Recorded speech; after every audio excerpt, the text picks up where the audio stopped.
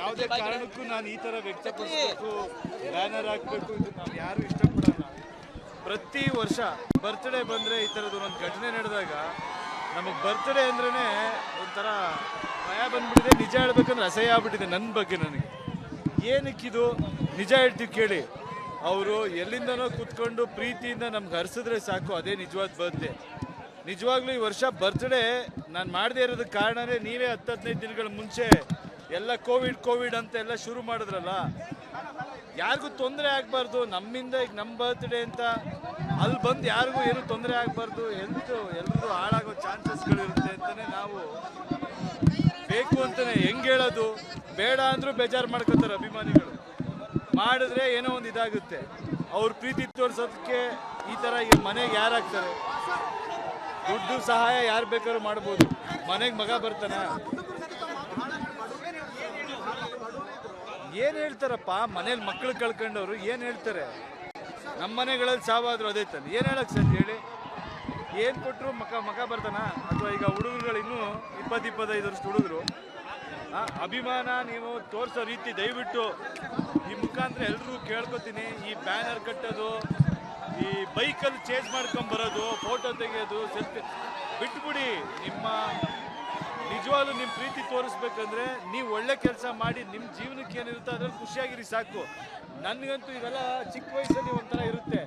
ಬೆಳೀತಾ ನಮಗೂ ಏನನ್ಸುತ್ತೆ ಅಂದರೆ ನಾವು ಜನಕ್ಕೂ ಸಿಗಲ್ಲ. ನಾನು ನಿಜ ಹೇಳ್ತೀನಿ ಕೇಳಿ, ನಾನು ಆದಷ್ಟು ಕಡಿಮೆ ಹಿಂದೆ ಮುಂದೆ ನಾನು ಯಾರು ಜನ ಓಡಾಡ್ಕೊಂಡಿರಬೇಕು ಅಥವಾ ಈ ಫ್ಯಾನ್ಸ್ ತೋರಿಸ್ಬೇಕು ಇಂಥವು ಯಾವುದು ನಮಗಿರಲ್ಲ. ನಾವು ಯಾರನ್ನೂ ತೋರಿಸೋದು ಇಲ್ಲ, ನಾನು ಇದ್ರೂ ಮಾಡೋದು.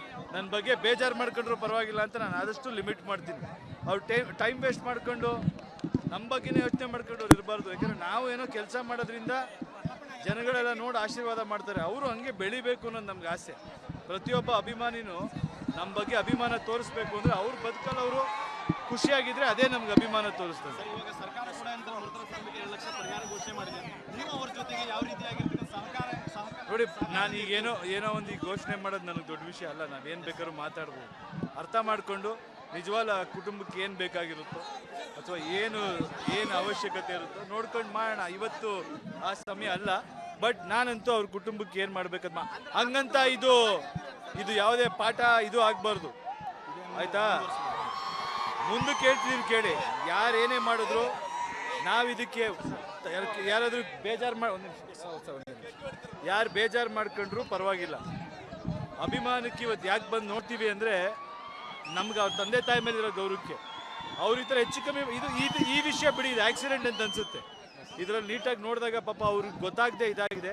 ಬಟ್ ಕೇಳ್ಕೊಳ್ಳೋದು ಒಂದೇ, ದಯವಿಟ್ಟು ಯಾವುದೇ ಕಾರಣಕ್ಕೂ ನಮ್ಮ ಮೇಲೆ ಅಭಿಮಾನ ತೋರಿಸೋದ್ರಲ್ಲಿ ನಿಮ್ಮ ಪ್ರಾಣ ನಿಮ್ಮ ಕುಟುಂಬ ಮಾಡ್ಕೊಂಡು ನಾವು ಖುಷಿಯಾಗಿರಲ್ಲ. ನಮಗೆ ಬರ್ತಡೇ ಅಂದ್ರೆ ಇದಾಗ್ಬಿಟ್ಟಿದೆ. ನಮ್ಮ ಮೇಲೆ ಪ್ರೀತಿ ಗೌರವ ಇದ್ದರೆ ಫಸ್ಟು ಜವಾಬ್ದಾರಿಯಿಂದ ನಡ್ಕೊಳ್ಳಿ. ಇದು ಈ ಘಟನೆ ಅಂತ ಹೇಳ್ತಾ ಇಲ್ಲ. ಈಗ ಬರಬೇಕಾದ್ರೂ ಬೈಕಲ್ಲಿ ಚೇಂಜ್ ಮಾಡ್ಕೊಂಡು ಬರ್ತಿದ್ದಾರೆ. ಏನು ಹೇಳೋಣ? ಯಾರಾದರೂ ಬಿದ್ದರೆ ಈಗ ಅವ್ರ ತಂದೆ ತಾಯಿಗಿದಲ್ವಾ? ಯಾವ ಖುಷಿನೂ ಇಲ್ಲಪ್ಪ ನಮಗೆ. ಬರ್ತಡೇ ಇದೆ, ಹೌದು. ನಾನೇನು ಗೊತ್ತಾ, ನಾನು ಬೇಕು ಅಂತಲೇ ಸಿಂಪಲಾಗಿ ಮಾಡ್ಕೊಂಡಿದ್ದು, ಬರೀ ಕುಟುಂಬ ಜೊತೆ ಇದಾಗಿರಬೇಕು ಅಂತ. ಕೋವಿಡ್ದು ಇದೆಲ್ಲ ಹೇಳ್ತಿರಲ್ಲ, ನಾವು ಹೊರಗಡೆ ಮಾತಾಡೋದು ಇನ್ನೊಂಥರ ಪ್ರಾಬ್ಲಮ್ಮು. ಬೇರೆ ವ್ಯವಹಾರಗಳು ಎಷ್ಟೋ ಜನಕ್ಕೆ ನಡೀತಾ ಇರುತ್ತೆ. ನಮ್ಮಿಂದ ಅದು ಇದು ಮಾಡ್ದಂಗೆ ಆಗಬಾರ್ದು ಅಂತ ಏನು ಮಾಡ್ತೀರ? ಅಭಿಮಾನ ಅಂದ್ರೆ 3ನೇ ಸಲ ಅಲ್ಲಪ್ಪ ಇದು. ಲಾಸ್ಟ್ ಇಯರ್ ಒಬ್ಬ ಬೆಂಕಿ ಹಾಕೊಂಡು ಮನೆ ಮುಂದೆ ಇದು ಮಾಡ್ಕೊಂಡ್ರು, ಇನ್ನೊಬ್ಬನ ಕೈ ಹೋಗಿತ್ತು, ಅವನ ಕೈ ಇದು ಮಾಡಿಕೊಟ್ಟಿದ್ದೀವಿ. ಹಿಂಗೆ ನಡೀತಾ ಇದ್ರೆ ದಯವಿಟ್ಟು ಹುಷಾರಾಗಿರಿ, ಅಷ್ಟು ಮಾತ್ರ ಕೇಳ್ಕೊತೀನಿ. ಅಭಿಮಾನನೇ, ಹುಷಾರಾಗಿರ್ಬೇಕಷ್ಟೇ. ಅಭಿಮಾನ ಏನು ಅಂತ ಸುರುಣಿಗಿ ಗ್ರಾಮದ ಯುವಕರು ತೋರಿಸಿದ್ದಾರೆ. ನನಗೆ ಈ ಅಭಿಮಾನ ಅಲ್ಲಪ್ಪ. ಹೀಗಾಗಿ ಅವರ ಒಂದು ಸ್ಮಾರಕ ನಿರ್ಮಾಣ ಆಗಬೇಕು ಘಟನಾ ಸ್ಥಳದಲ್ಲಿ ಅಂತ ನಾವು ಮನವಿಯನ್ನು ಮಾಡ್ತಾ ಇದ್ದಾರೆ. ಇದ್ರ ಬಗ್ಗೆ ಏನಾರ ಹೇಳಿದ್ರೆ ಆಚೆ ಅವೆಲ್ಲ ನೋಡಿ, ಇದರೆಲ್ಲ ರಾಜಕೀಯ ಎಲ್ಲ ಮಾಡೋದು ಬೇಡ. ಫಸ್ಟು ಆ ಮಕ್ಕಳಿಗೆ ಅವ್ರ ಮನೆ ಕುಟುಂಬಕ್ಕೆ ಏನು ನೋವಾಗಿದೆ ಅದನ್ನು ಅರ್ಥ ಮಾಡ್ಕೊಳ್ಳೋಣ. ಅವ್ರಿಗೇನು ಇದು ಮಾಡ್ಬೇಕು ಅದು ಮಾಡಿ.